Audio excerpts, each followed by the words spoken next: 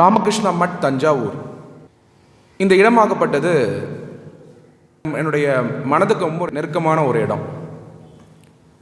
சுவாமி விமுர்த்தானந்த மகாராஜ் அவர்கள் சென்னை மட்டில் மேனேஜராக இருக்கும் பொழுது ராமகிருஷ்ண மட்டோடைய president, global president, most revered Swami Gautamananda Maharaj அவர்கள் தஞ்சாவூரில் மடம் தொடங்கணும்னு சொன்னாங்க. அப்போது ஒரு 5 துறவிகள், அதில் என் கூட வந்த துறவியவர்கள் சட்டம் நன்கு தெரிந்தவர். சுவாமி அசோக் மகாராஜனை அன்பாக கூப்பிடுவோம். நாங்கள் தான் ஃபஸ்ட்டு தஞ்சாவூருக்கு ஒரு கதவை ஓப்பன் பண்ணி கற்பூரம் ஏற்றி இந்த ராமகிருஷ்ண மடத்துடைய ஃபஸ்ட்டு அந்த பிகினிங்க்கு நம்ம பண்ணோம். அதுக்கப்புறம் தொடர்ச்சியாக மடம் இங்கே கன்ஸ்ட்ரக்ஷன் ஆரம்பித்தாங்க. இன்றைக்கி ஒரு ஆலமரம் மாதிரி ராமகிருஷ்ண மட் தஞ்சாவூர் இந்தியாவுக்கே ஒரு வழிகாட்டக்கூடிய ஒரு பெரிய ஸ்தலம் மாறிக்கிட்டு இருக்கு. போன வருடம் இதே மாதிரி இங்கே இந்த இனாக்ரேஷன் பண்ணும்பொழுதும் பெரியவர் வந்திருந்தார். பெரியவர் தான் குளோபல் பிரசிடென்ட் சுவாமி, மோஸ்ட் ரெவியர்ட் சுவாமி கௌதமானந்த மகாராஜ் அவர்கள் தான் எல்லாமே எங்களுக்கு. அவர்கிட்ட தீட்சை வாங்கும் பொழுது வாங்கினதுக்கப்புறம் நான் கேட்டேன், தீட்சை வாங்கினதுக்கப்புறம் ஏதாவது மேஜிக் நடக்குமா? அவர் சொன்னார், தீட்சை வாங்கினதுக்கப்புறம் நீ தான் மேஜிக் பண்ணணும் அப்படின்னாரு. ஸோ என்னுடைய மொத்த ஃபேமிலியும் ராமகிருஷ்ண மட் டிவோட்டி. ராமகிருஷ்ண மடம் தான் என்னுடைய தாய் வீடு. விவேகானந்தர் எங்கே சென்றாலும் சுவிட்சர்லாந்து, ஜப்பான், US, UK, பல வெஸ்டர்ன் கண்ட்ரிஸ்க்கு போனாலும், டிஃப்ரெண்ட் ஐடியாஸ் இருக்கவங்க கிட்ட பேசினாலும், திருப்பி நம்ம தாய் நாட்டுக்காக என்ன திருப்பி கொடுத்தாரோ அந்த வேலையை நம்ம எல்லா இடத்துலையும் நம்ம செய்யணும். வழக்கறிஞராக இருக்கும் பொழுது பல கிளைண்ட்ஸை நம்ம பார்க்குறோம். சீனியர் அட்வொகேட்ஸ் இருக்காங்க, என்னுடைய மூத்தவங்க இருக்காங்க, என்னோடய சிந்தனையில் மூத்தவங்க, ஆனால் என்னோடய வயதில் கம்மியாக இருக்க யங் அட்வொகேட்ஸ் இருக்காங்க. எல்லாருக்குமே நமக்கு சட்டம் நல்லா தெரியும். ஒரு நாள் நான் நீதிமன்றத்தில் நடந்துட்டு போயிட்டுருக்கும் பொழுது நீதிமன்றத்தில் எனக்கு ஒரு சின்ன பழக்கம் உண்டு. என்னுடைய ஜூனியர் கூட வருவார். நான் விவேகானந்தருடைய அந்த சுவாமி விமுர்த்தானந்த மகாராஜோடைய காரில் அவர்களை பார்த்தீங்கன்னா ஒரு சின்ன புஸ்தகம் வச்சுருப்பார். அந்த மாதிரி ஒரு மாதத்துக்கு ஒரு 4000 3000 வாங்கிடுவேன், புஸ்தகம் வச்சுப்பேன். அது பேக்கெட்டில் ஃபுல்லாக நம்ம கோர்ட்டில் தெரியும், இந்த பேக்கெட் இருக்கும், அதில் ஃபுல்லாக நுழைச்சி வச்சுப்பேன். அங்கே திடீர்னு தோணும், ஒருத்தர் யாராவது உட்காந்துருப்பாங்க ஃபேமிலி கோர்ட் கிட்ட உட்காந்தா என்ன அர்த்தம்? ஃபேமிலி பிரச்சனை இருக்குன்னு அர்த்தம். அந்த புக்கை கொடுத்துருவேன். அப்புறம் கோர்ட்டில் இருக்கக்கூடிய கிளர்க்கு சும்மா அப்படியே, நம்ம வெயிட்டிங் டைம் தெரியும் கோர்ட்டில், வெயிட்டிங் டைம். அந்த வெயிட்டிங் டைமை எப்படி பயன்படுத்துறது? ஒரு 4 பேருக்கு நல்லதுக்காக பயன்படுத்தணும். இப்போ ஐபேட் இருக்குது, நம்ம படிக்கிறோம். எவ்வளோ நேரம் தான் படிச்சுட்டு இருப்போம், எவ்வளோ தான் படிப்போம், அதே வழக்கை திருப்பி எத்தனை வாட்டி பார்ப்போம். ஸோ கொலீக்ஸ் கிட்ட பேசலாம், இல்லை சமுதாய பிரச்சனைகள் பற்றி பேசலாம், இல்லை அன்றைக்கி ட்ரெண்டிங் டாபிக் எனக்கும் அதை பேசுவோம். ஒரு புது விஷயம் என்ன பண்ணோன்னா, கிளர்க்கோட பசங்க எத்தனை பேர் அப்படின்னா அது 2 புஸ்தகம் எடுத்து கொடுக்கறது. இந்த மாதிரி ராமகிருஷ்ண மடத்துடைய சுவாமி விவேகானந்தா அவருடைய சொற்பொழிவுகள். ஸோ ஒரு சில பேர் என்ன சொன்னாங்கன்னா, சார் நீங்கள் தமிழில் கொடுக்க ஆரம்பித்தோம். சொற்பொழிவுகள் புஸ்தகம் மட்டுமே லாஸ்ட் 2.5 வருஷத்தில் கிட்டத்தட்ட 4000 சின்ன புஸ்தகம் வாங்கி கொடுத்துருக்கேன். ராமகிருஷ்ண மடத்துடைய டைரி ரிலீஸ் பண்ணுவாங்க, ஐகானிக் டைரி, ஹைதராபாத்லேருந்து வரும். அது வருஷம் அதில் என்ன போஸ்டரில் என்ன ஃபோட்டோ வருதுன்னு பார்ப்பேன். ரொம்ப பிடிக்கும், சுவாமிஜியோட ஃபோட்டோ நல்லாயிருக்கும் அதில் டைரி. அந்த டைரி தான் ஒரு 200 டைரி வாங்கி காரில் வச்சுப்போம். அந்த டைரி கொடுத்துக்கிட்டே இருப்பேன். இந்த மாதிரி நீங்கள் என்னோடய காரை எடுத்து பின்னாடி ஓப்பன் பண்ணிங்கன்னா புஸ்தகங்கள் மட்டுமே இருக்கும். இப்போ ரீசெண்டாக நான் வாங்கின புஸ்தகம் சுவாமி விவேகானந்தர் அவர்களுடைய டிவோட்டியாக இருந்து உச்சநீதிமன்றத்துக்கு ஜட்ஜாக ஆனார் நம்மளுடைய லார்ட்ஷிப் ஜஸ்டிஸ் சிவராஜ் பாட்டீல் அவர்கள். உங்களுக்கெல்லாம் தெரிஞ்சிருக்கும். அவர் ஒரு புஸ்தகம் மதுரையில் ரிலீஸ் பண்ணார். அந்த புஸ்தகம் distance travelled, time spend distance travelled, அதை தமிழ் ஆக்கம் பண்ணி ரிலீஸ் பண்ணார். லார்ட்ஷிப் மகாராஜ்கிட்டையும் பேசினார் மதுரையிலேருந்து அன்றைக்கி புக் ரிலீஸ் அன்றைக்கி. அந்த புஸ்தகம் ஒரு 100 வாங்கி அதை ஒரு அங்கே பார்ப்பேன், யார் எனர்ஜெட்டிக்காக இருக்காங்களோ யங்ஸ்டர்ஸு, யார் தர்மத்தோடு அங்கே இருக்காங்களோ யங்ஸ்டர்ஸு, அவங்கள கூப்பிட்டு அந்த புஸ்தகம் கொடுக்கறது. இந்த மாதிரியான ஒரு பார்ட் டைம் ஜாபாகவே நான் பண்ணிகிட்ருக்கேன். இது எதுக்காக அப்படின்னா, மையக்கருவே சுவாமி விவேகானந்தர் அவர்கள் தான். எங்கே கன்ஃபியூஷன் இருக்கோ, எங்கே கிளாரிட்டி இல்லையோ, எங்கே மன அமைதி இல்லையோ, எங்கெல்லாம் ப்ராப்ளம்ஸ் இருக்கோ அங்கே விவேகானந்தரை கொடுக்கணும். நல்லா இருக்கிற இடத்துல விவேகானந்தர் தானாக கொடுக்கறதுக்கு நிறைய பேர் இருக்காங்க. ஆனால் ஒரு ஃபேமிலி ப்ராப்ளம் இருக்காங்க, தெரியாது எப்படி அது மாற்றம் கொடுக்குமே தெரியாது. நம்ம ராமகிருஷ்ண தப்போவனத்துடைய சுவாமி அவர்கள், சுவாமி சித்பவானந்தர் அவர்கள், ரொம்ப interesting story. March 2021 Narendra Modi அவர்கள் பேசியிருந்தார் ஆன்லைனில். இந்த ப்ரோக்ராமில் நான் இன்வால்வ் ஆயிருந்தேன். அப்போ அவரோட பற்றி ரிசர்ச் பண்ணேன். சித்பவானந்தர் அவரை பற்றி ரிசர்ச் பண்ணும்போது பார்த்தீங்கன்னா, சித்பவானந்தர் அவர்கள் லண்டன் போக வேண்டியவர் படிக்கிறதுக்கு. ஆக்சிடென்ட்டில் சுவாமிஜி புக் கிடைக்குது, அவர் துறவி ஆயிடுறாரு. இப்போ அவர் துறவி ஆனது ஒரு மாபெரும் விஷயமா இருந்தாலும், அவர் துறவி ஆகி என்ன பண்ணாருன்னு தான் கேள்வி. அது ரொம்ப இம்பார்ட்டன்ட். அங்கே தான் நீங்கள் ரேஷ்னாலிட்டி அப்ளை பண்ணுவோங்க மைண்டில். துறவி ஆகி பல பேருக்கு எஜுகேஷன் கொடுத்துருக்காரு. அப்படி ஒரு எடுத்துக்காட்டாக இருக்கிறவர் நம்ம இன்டெக்ரா ஸ்ரீராம் அவர்கள், நம்மளுடைய மடத்தோட டிவோட்டி. இன்டெக்ரான்னு ஒரு கம்பெனி ஆரம்பித்து அவர் ஒரு 8000 பேருக்கு வேலை கொடுத்துருக்காரு. இது எஃபெக்ட் பார்த்தீங்களா, சைக்ளிக்கல் எஃபெக்ட்னு சொல்லுவோம். சுனாமி மாதிரி உதவி, சுனாமி மாதிரி சோஷியல் சர்வீஸ் உருவாக்கியிருக்காரு சுவாமி விவேகானந்தர் அவர்கள். சுவாமி விவேகானந்தா, சித்பவானந்த ஸ்கூலில் படித்த இன்டெக்ரா ஸ்ரீராம் துறவி கிடையாது, இண்டஸ்ட்ரியலிஸ்ட்டு. ஆனால் இன்டெக்ரா ஸ்ரீராம் இன்னைக்கு 8000 பெண்களுக்கு வேலை கொடுத்துருக்காரு பாண்டிச்சேரியில். இது சுனாமி ஆஃப் சர்வீஸு. நீங்கள் ப்ராஃபிட்டபிலிட்டியே இருந்தாலும் எவ்வளோ ப்ராஃபிட் அவர் எடுத்துப்பார், அப்போது சம்பளமாக கொடுக்குறாரு, அது சர்வீஸ் தானே. எவ்வளோ குடும்பங்கள் பிழைக்குது. அந்த மாதிரி ஒரு சைக்ளிக்கல் எஃபெக்ட் கொடுக்கக்கூடிய ஒரு துறவரம் எடுத்த காரணங்கள் சுவாமி விவேகானந்தருடைய புஸ்தகங்கள் போய் தான் துறவியாக வராங்க. ஸோ இது ஏன் இந்த மையக்கரு நான் சொல்ல விரும்புகிறேன்னா, அன்றைக்கி சுப்ரீம் கோர்ட் மியூசியமில் ஒரு பெங்காலி ஸ்டூடெண்ட்டை பார்த்தேன். அவர்கிட்ட சும்மா கேட்டேன், உங்களுக்கு சுவாமி விவேகானந்தர் பற்றி என்ன ஐடியா அப்படின்னு கேட்டவுடனே அவருக்கு பெருசாக நான் கடவுளாக வழிபடுறாரு அவர், அவ்வளோதான். சர்வீஸ் என்ன அப்படின்னு கேட்டால் அவருக்கு தெரியல. அப்போது நான் கேட்டேன், சுவாமி விவேகானந்தர் ஏன் லாயர்ஸ் தெரிஞ்சுக்கணும் அப்படின்னு நான் சும்மா கேட்டேன். அந்த கேள்வி யாருமே கேட்டதில்லை, அன்றைக்கி தான் முதல்ல கேட்குறேன். நான் சொன்னேன், அவர் தெரியல, பதில் சொல்லலை. அவர் சுவாமி விவேகானந்தர் தான் பெரிய ஜட்ஜே, வேர்ல்டுக்கே ஜட்ஜாக இருந்திருக்காரு. என்ன மாதிரி ஜட்ஜ்மெண்ட் கொடுத்தாரு? அவருடைய ஜட்ஜ்மெண்ட் டே எப்போ நடந்தது அப்படின்னா, செப்டம்பர் 11, 1893 அன்னைக்கு இந்த வேர்ல்டுக்கே ஒரு ஜட்ஜ்மெண்ட் கொடுத்துட்டு போயிருக்காரு. மத நல்லிணக்கம், நம்ம இந்தியாவுடைய பெருமை, இன்க்ளூசிவிட்டி, அதே மாதிரி பிரதர்ஹுட், யூனிவர்சல் பிரதர்ஹுட், இதை கொடுத்துட்டு போயிருக்காரு வேர்ல்டுக்கே. இன்னொரு இன்ஸ்டன்ஸ் சொல்கிறேன் பாருங்க. இதெல்லாம் சொல்லிவிட்டு அதுக்கப்புறம் I come back to our subject. எப்படி இன்டர்லிங்க் பண்ணிக்கணும், நீங்கள் விவேகானந்த ஃபிலாசபியை ஒரு மிஷின் மாதிரி நீங்கள் தலையில் வச்சுக்கணும். நீங்கள் ஆர்கியூ பண்ணும்போதோ கிளைண்ட்டை பார்க்கும்போது அது ஓடிக்கிட்டே இருக்கும் உங்கள் மைண்டில். லாஸ்ட் ஜூலை மாதம் சுவிட்சர்லாந்து போயிருந்தேன். சுவிட்சர்லாண்டில் ஜெனீவாவில் தான் you have international labour organization, world trade organization, united நேஷனுடைய ஒரு ஆஃபீஸு, இதெல்லாம் அங்கே இருக்குது. நான் என்ன பண்ணேன், சுவிட்சர்லாந்து போகிறதுக்கு முன்னாடி சுவாமி சுவிட்சர்லாந்து போயிருக்காரான்னு எனக்கு தெரியாது உண்மையிலே. ஸோ கூகுளில் போயிட்டு சுவாமி விவேகானந்தா இன் சுவிட்சர்லாண்டு போட்டால் சுவிட்சர்லாந்து போயிருக்காரு சுவாமிஜி. சார் நான் போய் ஜூரிக்கில் இறங்கின உடனே அங்கே ஒரு தமிழர் இருந்தார், அவர் என்னோட நண்பர். ஸோ அவர்கிட்ட நான் கேட்டேன், சுவாமிஜி பேசின இடம் எது அப்படின்னு கேட்கும்போது அவர் சொல்கிறாரு, இங்கே கேன்டோன்னு சொல்லுவோம், கேன்டோன் வேலே அப்படிங்கிற இடத்துல ஒரு பனி மலை, அங்கே போய் லெக்சர் கொடுத்துருக்காரு சுவாமிஜி. டிவோட்டிஸோடு போயிருக்காரு. இப்போ கும்பகோணத்துலேயும் லெக்சர் கொடுத்துருக்காரு, கன்னியாகுமரியில் பாறையில் உட்காந்து சிக்காகோ உரையை ரெடி பண்ணியிருக்காரு, ஷிப்பில் டாட்டா கிட்ட பேசியிருக்காரு, சுவிட்சர்லாண்டில் அங்கே இருக்கிற கிராம மக்களுக்கு டிரான்ஸ்லேட்டரை வச்சு பேசியிருக்காரு. இது எப்போ? இப்போ சாட் ஜிபிடியோ ஐபேடோ ஐஃபோனோ எதுவுமே இல்லாமல் 1890களில் போயிருக்கு. என்ன மாதிரியான ஒரு வியப்பாக இருந்ததுன்னா, அதுக்கப்புறம் அங்கே ஜெனீவாவில் வேதாந்தா சொசைட்டி நம்மளது இருக்குது, நம்மளுடைய மகாராஜ் இருக்காங்க.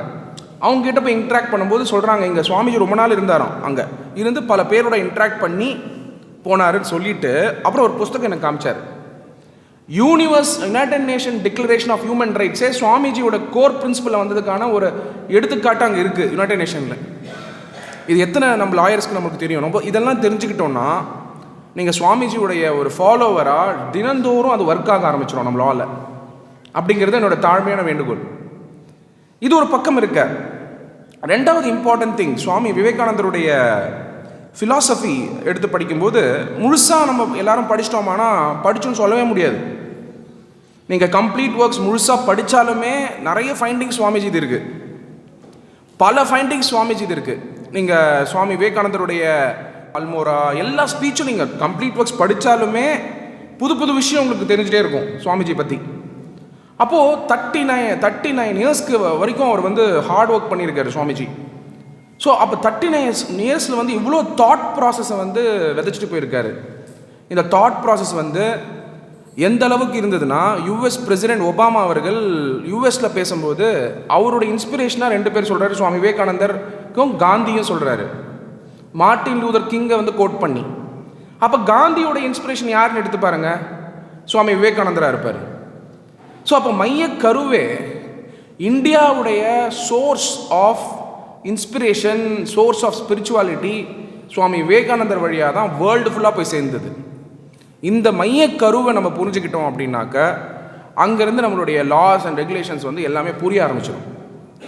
இப்போ ஃபார் எக்ஸாம்பிள் வந்து கான்ஸ்டியூஷனில் நீங்கள் வந்து ரைட் டு ஈக்குவாலிட்டி பற்றி நம்ம பார்க்குறோம்.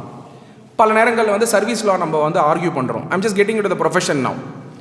சர்வீஸ் லாவில் ஆர்கியூ பண்ணுறோம் ரைட் டு ஈக்குவாலிட்டியை பொறுத்த வரைக்கும். இந்த ரைட் டு ஈக்குவாலிட்டி ஆகப்பட்டது நம்மளோட வேதாந்திக் சோஷியலிசம்னு ஒரு புக் இருக்குது ராமகிருஷ்ண மடத்தில்.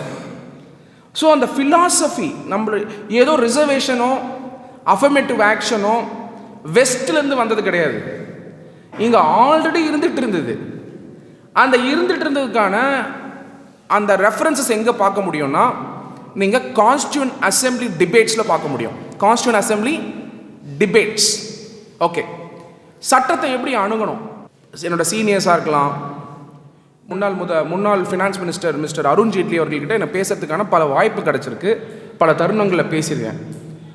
அருண் ஜேட்லி அவர்கள் ஒன்றே ஒன்று தான் சொல்லுவார், எந்த ஒரு இஷ்யூ அந்த நேஷன் இஷ்யூவாக வந்தாலும் நீ 3 டாக்குமெண்ட்டை ரெஃபர் பண்ணணும், 3 இம்பார்ட்டன்ட் டாக்குமெண்ட் ரெஃபர் பண்ணணும். அதை உங்களுக்கு இன்றைக்கி சொல்லணும்னு நினைக்கிறேன்.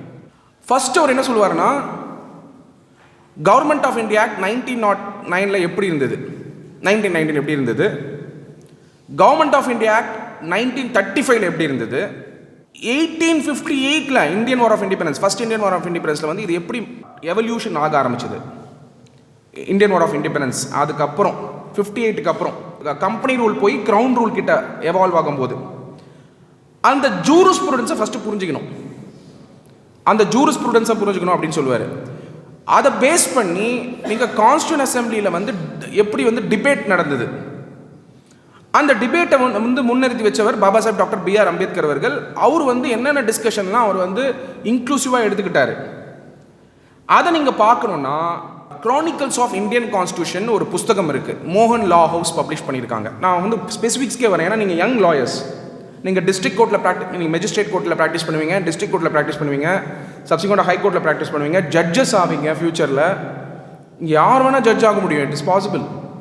ஸோ அப்போ வந்து நீங்கள் அந்த டைமில் போய் ரெஃபர் பண்ணதோட இப்போயே நீங்கள் வந்து ப்ராக்டிஸ் அந்த லெவலுக்கு வந்துட்டிங்கன்னா வந்துட்டு இருக்கீங்க. பட் இந்த புஸ்தகம் ரெஃபரன்ஸ் சொல்கிறேன் உங்களுக்கு. ஸோ மோகன் லா ஹவுஸ் வந்து அந்த புஸ்தகம் பப்ளிஷ் பண்ணியிருக்காங்க. அதில் 3 ரெஃபரன்சஸ் இருக்கும் குரோனிக்கல்ஸ் ஆஃப் இந்தியன் கான்ஸ்டியூஷனில். பழைய டிராஃப்ட் கான்ஸ்டியூஷனில் வந்து எந்த ஆர்டிக்கல், டிராஃப்ட் ஆர்டிக்கல் வந்து எப்படி வந்து ஃபைனலைஸ்ட் ஆர்டிக்கலாக மாறிச்சு, அந்த ஆர்டிக்கல் டிராஃப்ட்லேருந்து ஃபைனலைஸ் பண்ணுறதுக்கு முன்னாடி ஒரு டிபேட் நடந்திருக்கும், அந்த டேட்ஸ் இருக்கும். அந்த டிபேட்டை எங்கே போய் பார்க்குறது, அதான கேள்வி. அதுக்கு புஸ்தகமே உங்களால் கண்டுபிடிக்க முடியாது. அந்த புஸ்தகம் யார் எழுதியிருக்கான்னு நான் சொல்கிறேன், அதையும் நீங்கள் எழுதிக்கணும். ஸோ டிராஃப்ட் கான்ஸ்டியூஷனை வந்து ஃபைனலைஸ் பண்ணுற ஒர்க்கு தான் chairman of the drafting committee Baba Saheb doctor B.R. Ambedkar அவர்கள் பண்ணுறாரு. அதுக்கு நடுவில் நடக்கக்கூடிய டிபேட்டு, அந்த டிபேட் புக்கு லோக்சபா பப்ளிஷ் பண்ணியிருக்காங்க. லோக்சபா பப்ளிஷ் தான் பண்ணாங்களே தவிர உங்களுக்கு கிடைக்காது.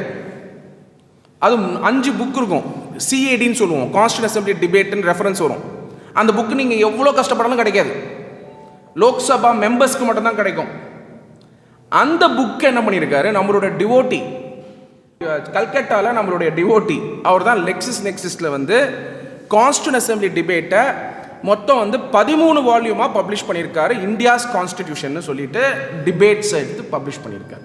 நம்ம டிவோட்டி, ஸோ வேலூர் ஆசிரமத்தோட டிவோட்டி. ஸோ எனக்கு வந்து சொன்னது பிரசாத் மகாராஜ் சொன்னார் பேலூர் மட்டில். ஸோ நீங்கள் கான்ஸ்டியூஷனை வந்து மாஸ்டர் பண்ணணுன்னா என்ன அதுக்கான எவல்யூஷன் நடந்தது. ஏன் கான்ஸ்டியூஷன் நீங்கள் தெரிஞ்சுக்கணுன்னா ஒரு சட்டத்தில் இருக்கக்கூடிய விஷயமே கான்ஸ்டியூஷனில் இடித்து தான் பேசி ஆகணும். நீங்கள் மேபி நீங்கள் மெஜிஸ்ட்ரேட் கோர்ட்லேயோ டிஸ்ட்ரிக்ட் கோர்ட்லேயோ கொஸ்டின் ஆஃப் ஃபேக்ட் பண்ண போயிடுவீங்க. அது வந்து ஒரு பெஞ்ச் மார்க்கை வச்சுட்டு இருக்கோம். Nothing wrong quoting constitution. I think as a group இன்றைக்கி நம்ம எடுக்க வேண்டிய டெசிஷன் என்னென்னா, அட்லீஸ்ட் ஒரு பெயில் ஆர்கியூ பண்ணும்போது நீங்கள் வந்து லிபர்ட்டி பற்றி கோட் பண்ணும்போது லிபர்ட்டின்னு வார்த்தை வந்துச்சுன்னா ஆர்டிகிள் சொல்லிவிடுங்க. இந்த மாதிரி ஸ்டார்ட் பண்ணுங்கள். அப்போ தான் வந்து நம்மளுக்கு வந்து பழக்கம் வரும். அப்போ யங்ஸ்டர்ஸ் வந்து இன்ஸ்பயர் ஆவாங்க. பல நேரங்களில் நல்ல வழக்கறிஞர்களாக நம்ம உருவாகிறோம் யங்ஸ்டர்ஸாக. பட் என்ன ப்ராப்ளம்னா டெக்னிக்கல் சவுண்ட்னஸ் வந்து அப்படியே சாதாரணமாகிடுது. பெட்டிஷன் போடுறது பெயில் வாங்கிட்டு வருது, இல்லை பெட்டிஷன் போடுறது சூட்டை வந்து ஆர்கியூ பண்ணிட்டு வந்துடுது. அப்போ ஒரு டெக்னிக்கல் சப்ஜெக்ட் புரிஞ்சிக்க ஆரம்பிச்சிட்டிங்கனாலே அந்த ஃபிலாசபி வந்து உங்கள் மைண்டில் வந்து வர ஆரம்பிச்சிடும். அப்படிங்கிறது என்னுடைய வேண்டுகோள். யங் அட்வொகேட்ஸ், சீனியர்ஸ் எல்லாருக்குமே தெரியும். யங் அட்வொகேட்ஸ் உங்களுக்கு சப்ஜெக்ட் என்னை விட அதிகமாக தெரிய வாய்ப்பு உண்டு. ஆனால் அந்த அப்ரோச் தான் வேணும் உங்களுக்கு. இந்த அப்ரோச்சை வந்து நீங்கள் பார்க்கும்போது பல இடங்களில் இப்போ நீங்கள் வந்து ஆர்டிக்கல் 14 ரெஃபரன்சஸோ, ஆர்டிக்கல் 21 ரெஃபரன்சஸோ, ஆர்டிக்கல் 17 ரெஃபரன்சஸோ எடுத்திங்கனாலே உங்கள் விவேகானந்தர் ஃபிலாசபி வந்துடும். 17 எடுத்துப்போம். நம்ம அன்டச்சபிலிட்டியை பற்றி வந்து இருக்கக்கூடிய இஷ்யூ நம்ம எடுக்கும்போது விவேகானந்தர் எப்படி வருவார், அவருடைய டக்குன்னு வந்து நீங்கள் அன்டச்சபிலிட்டி நல்லா புரிஞ்சுக்கணும்னா விவேகானந்தர் வந்து எப்படிலாம் அதை ஒழிக்கணுன்றதுக்காக போராடி இருக்கார் நம்ம புரிஞ்சுக்கணும். அது நம்மளுடைய வேதாந்திக் சோஷியலிசம்லேயே இருக்குது. மாண்புமிகு பாரத பிரதமர் நரேந்திர மோடி அவர்கள் அவருடைய புஸ்தகம் சோஷியல் ஹார்மோனின்னு ஒரு புஸ்தகம் பப்ளிஷ் பண்ணியிருக்கார். பிரகாஷ் பிரபாத்னு ஒரு பப்ளிகேஷனில் சோஷியல் ஹார்மோனின்னு ஒரு புஸ்தகம் பப்ளிஷ் பண்ணியிருக்காரு. அவர் குஜராத் சிஎம்மாக இருக்கும்போது பப்ளிஷ் பண்ணியிருக்காரு. எப்படி வந்து வேதாந்திக் சோஷியலிசம் விவேகானந்தர் வழியாக அவர் புரிஞ்சுக்கிட்டாருன்னு அதில் இருக்குது. நீங்கள் போய் நெட்டில் சர்ச் பண்ணாலே தெரியும் அந்த புக்கு. அந்த மையக்குருவை வந்து விவேகானந்தருடைய ஃபிலாசபிலேருந்து எடுத்து அவர் டெலிவர் பண்ணியிருக்கார்.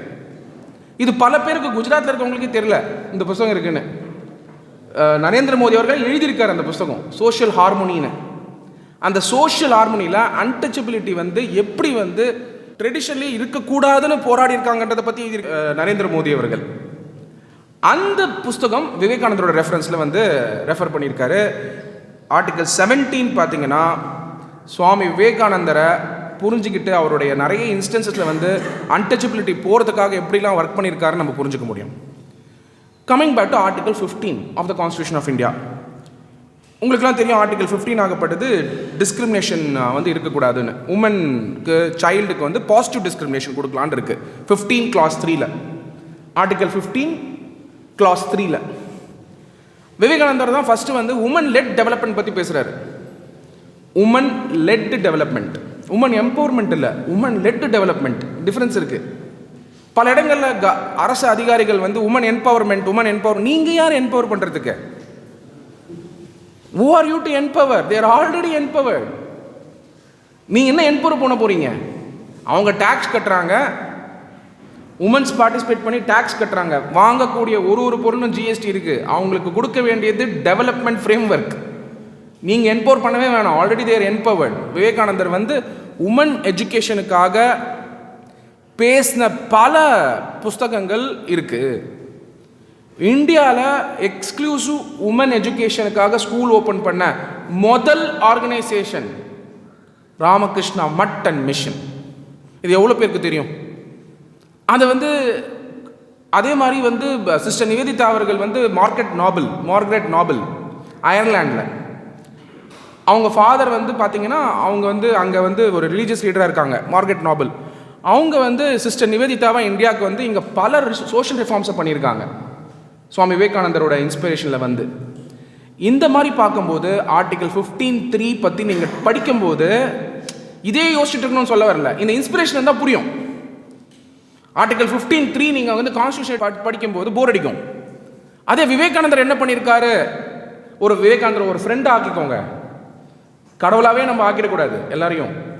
விவேகானந்தர் ஒரு ஃப்ரெண்ட் ஆக்கிக்கோங்க, ஒரு அண்ணன் ஆக்கிக்கோங்க, ஒரு ஃபேமிலியில் இருக்கக்கூடிய ஒரு நபரை ஆக்கிக்கோங்க, அவர் பாக்கெட்லேயே வச்சுக்கோங்க. அவர் உங்ககிட்ட பேசுவார். ஆர்டிகல் 15(3) நாங்கள் வந்து ஆஃபீஸில் வந்து சம்டைம்ஸ் ஜூனியர்ஸ் வச்சு ரெஃபர் பண்ணும்போது அப்புறம் ஆர்டிகல் 15(3) அப்புறம் போகலாம். ஃபஸ்ட்டு விவேகானந்தர் என்ன சொல்லியிருக்காரு ஆர்டிகல் 15(3). ஃபார் எக்ஸாம்பிள், ஒரு அரசாங்கம் பெண் போலீஸ் வந்து ரோட்டில் நிற்க வேணாம் அப்படின்னு சொல்கிறாங்க. அதை வரவேற்கணுமா தவறுன்னு சொல்லணுமா? Very important point. ஒரு அரசாங்கம் சொல்கிறாங்கன்னு வச்சுப்போம், இந்தியாவில் ஏதோ ஒரு அரசாங்கம், அதை வரவேற்கணுமா எதிர்க்கணுமானும் போது நீங்கள் எப்படி அதை நீங்கள் டெசிஷன் எடுப்பீங்க? நான் ஃபைனலாக வரேன், பல டெசிஷன் எடுக்கிறதுக்கு விவேகானந்தர் யூஸ் ஆவார். இப்போ வந்து நீங்கள் இப்படி சொல்லலாமா, அவங்கள வந்து நிற்கக்கூடாதுன்னு சொல்கிறது வந்து ஹெல்ப் பண்ணுறாங்களா, இல்லை அவங்களால முடியாதுன்றதுனால சொல்கிறாங்களா? எப்படி பார்க்கறது? இந்த பார்வை எப்படி பார்க்கறது? அந்த பாயிண்ட்டில் நம்ம எதிர்க்கணும் இல்லை சப்போர்ட் பண்ணணும் இல்லை? அதுதான் வழக்கறிஞரோட வேலை. ஸோ அப்போ எப்படி அந்த முடிவு எடுக்கணும்? விவேகானந்தர் என்ன சொல்கிறாரு? உமன் டெவலப்மெண்ட் ஃப்ரேம் ஒர்க்கு என்ன சொல்கிறாரு? என் ஆஃபீஸில் சொல்கிறேன் ஜூனியர்ஸ் கிட்ட, woman framework, woman development framework Vivekanandar என்ன சொல்கிறாரு அது கொண்டு வா. அதை ஃபஸ்ட்டு அண்டர்ஸ்டாண்ட் பண்ணிப்போம். அப்புறம் இந்த முயற்சி எடுக்கிறதுனால என்ன ரீசனுக்காக இந்த முயற்சி கவர்மெண்ட் எடுக்கிறாங்க, அதோட நோக்கத்தை புரிஞ்சுப்போம். யார் எடுக்கிறான்னு முக்கியம் இல்லை. நான் ஒரு 100 தப்பான முடிவு எடுக்கிறவங்களும் 2 கரெக்டான முடிவு எடுப்பாங்க. நம்ம நோக்கத்தை புரிஞ்சுப்போம். நம்ம வந்து நம்மளுடைய கண்டிஷனிங்னால அது தப்பு ரைட்டுன்னு நம்ம பேசிடக்கூடாது. ஸோ எடுத்துகிட்டு வந்து பார்க்கும் பொழுது ஒரு முடிவு எடுக்கிறோம். ஆர்டிகல் 15(3) பாசிட்டிவ் டிஸ்கிரிமினேஷன் அந்த இடத்துல இருக்கிறது நல்லது. ஏன்னா நிறைய உமன்ஸ் அங்கே வந்து ஃபேமிலியும் பார்த்துக்கிட்டு ரோட்லேயும் நின்றுட்டு கஷ்டப்படுறாங்க. நெக்ஸ்ட்டு வந்து ஆக்சஸ் டு இது, ஃபார் எக்ஸாம்பிள் வந்து ஆக்சஸ் டு ஃபெசிலிட்டி அவங்களுக்கு வந்து தேவை பல இடங்களில். அப்போ அப்படி இருக்கும் பொழுது இந்த பாசிட்டிவ் டிஸ்கிரிமினேஷனை கொடுக்கறதுனால அவங்கள டெவலப்மெண்ட் பாத்தில் போடுறாங்க கவர்மெண்ட்டு. அதனால் அந்த பாயிண்ட்டை நம்ம சப்போர்ட் பண்ணணும். இப்படி தான் நீங்கள் புரிஞ்சுக்கணும். இப்போ யாராவது போய்ட்டு ரிட் பண்ண போட்டு அது தப்புன்னு சொன்னால் அது எப்படி நீங்கள் முடிவு எடுக்கணும்? ஒரு ஜட்ஜை எப்படி முடிவு எடுப்பீங்க? நீங்கள் அந்த ஜட்ஜை முடிவு எடுக்கிறது இந்த ஃப்ரேம் ஒர்க்குள்ளே தான் நீங்கள் வரணும். ஹிஸ்ட்ரி தெரியாமல் முடிவு எடுக்க முடியாது. அதுதான் நீங்கள் ஹிஸ்ட்ரின்னும் போது இந்த framework, landmark judgment, supreme court, high court, single பெஞ்சாக இருந்தால் டிவிஷனல் பெஞ்ச் ஆர்டரு, எதுக்காக பிரசிடெண்ட்டை பார்க்குறாங்க? ஹிஸ்ட்ரி என்ன, இதே இஷ்யூக்கு என்ன டெசிஷன் எடுத்திருக்காங்க, ஆல்ரெடி அந்த திங்கிங் போயிருக்கு. அப்போ அந்த திங்கிங்க்கு சுவாமி விவேகானந்தரை லாயர்ஸ் பயன்படுத்திக்கணும் அப்படிங்கிறது ஒன்று. மோட்டிவேஷன் எல்லாருமே ஜென்ரலாக எடுத்துக்க வேண்டியது தான். சுவாமி விவேகானந்தர் சொல்கிறது arise awake, stop not till the goal is ரீச்னு சொல்கிறது ஓகே, அது மோட்டிவேஷனுக்கு. பட் சப்ஜெக்ட்டுக்கு எப்படி விவேகானந்தரை பயன்படுத்துறது? அதுக்காக தான் சுவாமிஜி எனக்கு கூப்பிட்டார். எப்படி விவேகானந்தரை வந்து டெசிஷன் எடுக்கிறோன்ட்டு ஒரு குழப்பம் இருந்தது எனக்கு. ஒரு வாட்டி வந்து சுவாமி கௌதமானந்த மகாராஜ் கிட்ட வந்து ஒரு பேசுறதுக்கான ஒரு வாய்ப்பு, கொஞ்சம் லாங்காக பேசும்போது வாய்ப்பு இருந்தது. பிரசன்ட் மகாராஜ் கிட்ட வந்து கேட்டேன், நான் வந்து சார்ட்டர்ட் அக்கௌண்ட்லேருந்து வழக்கறிஞருக்கு வந்தேன். ஸோ சார்ட்டர்ட் அக்கௌண்ட் சொன்னாலே வசதியானவங்களுக்கு கணக்கு பார்க்குற வேலை, அது எனக்கு பிடிக்கல. வழக்கறிஞர்னால் எல்லா மக்களுக்கும் அப்பியர் ஆக முடியும். சார்ட்டர்ட் அக்கௌண்ட்ஸ் ரொம்ப டஃப் கோர்ஸு, அது முடிச்சதுக்கப்புறம் ஜெனரலாக அங்கே தான் இருப்பாங்க. அது வேணான்னு விட்டுட்டு வழக்கறிஞருக்கு வந்தவர். ஸோ அப்போ ஆனால் இன்னும் இதில் ஒரு குழப்பம் இருந்துச்சு, குற்றவாளிக்கு நான் போய் அப்பீர் ஆகிறேனே, கரெக்டாக தப்பா? அப்போது எந்த அளவுக்கு வந்து எங்கள் வீட்டில் நான் வந்து யோசிச்சிருக்காங்க பாருங்கள், எல்லாமே தப்பு மாதிரியே தெரியும் உங்களுக்கு. ஸோ அப்போ வந்து இந்த குழப்பத்தை ரிசால்வ் பண்ணுறதுக்காக சுவாமி கௌதமானந்த மகாராஜ் கிட்ட போய் கேட்குறேன். சுவாமி கௌதமானந்த மகாராஜ் ஒன்றே ஒன்று தான் சொன்னார், கான்ஸ்டியூஷன் ஆஃப் இந்தியா என்ன சொல்லுதோ அதை ஃபாலோ பண்ணு, அவ்வளோதான். Constitution of India, he told one simple word, constitution of India follow பண்ணணும், அவ்வளோதான் சொன்னார். அப்போ கான்ஸ்டியூஷன் ஆஃப் இந்தியாவில் இருக்கக்கூடிய சாராம்சத்தை நம்ம தெரிஞ்சுக்கணும்னு சொன்னால் அந்த வேர்டுக்கு பல பேஜஸ் உண்டு. அதை தெரிஞ்சுக்கிட்டு தான் நீங்கள் சட்டத்தை அணுகணும். நீங்கள் எந்த சட்டமாக இருந்தாலும் அந்த லென்ஸில் தான் நம்ம அணுகணும், அந்த ஃப்ரேம் ஒர்க்கில் தான் சுவாமிஜி அணுகணும். இப்போது ஒரு சில பாயிண்ட்ஸை சொல்லிவிட்டு உங்களுக்கு I am just going to give frame work. நம்ம இந்தியன் ஃப்ளாக் டிசைட் பண்ணும்போது 22 July 1947 I'm going to give you frame work. எப்படி சுவாமி விவேகானந்தரை நம்ம இணைச்சி பார்க்கணுன்னு. நான் சொல்கிறது ரொம்ப மினிமல், இன்னும் நிறைய இருக்குது. இன்றைக்கி இந்த சப்ஜெக்ட்டுக்கு டெப்த்தாக போகணுன்றதுக்காக நான் வந்தேன். சுவாமி விவேகானந்தருடைய நான் இந்த நோட்ஸும் அமுச்சு விட்டுறேன், நீங்கள் உங்களுக்கு வந்து சேர்ந்துடும், அவங்களோட குழுவுக்கு அமுச்சு விட்டுறேன். சுவாமி விவேகானந்தர் அவர்கள் பார்த்தீங்கன்னா நேஷ்னல் ஃப்ளாக் ரெசல்யூஷன் எடுக்கிறாங்க 22 ஜூலை 1947. அதில் ஹெச்வி காமத் அவர்கள் வந்து கான்ஸ்டியூஷன் அசம்பிளியில் இருந்தார். அவர் வந்து சொல்கிறாரு, இந்த words of Swami Vivekananda, we have never dipped our hands in the neighbor's blood. இந்த words of Swami Vivekananda, we never dipped our hands in the neighbor's blood.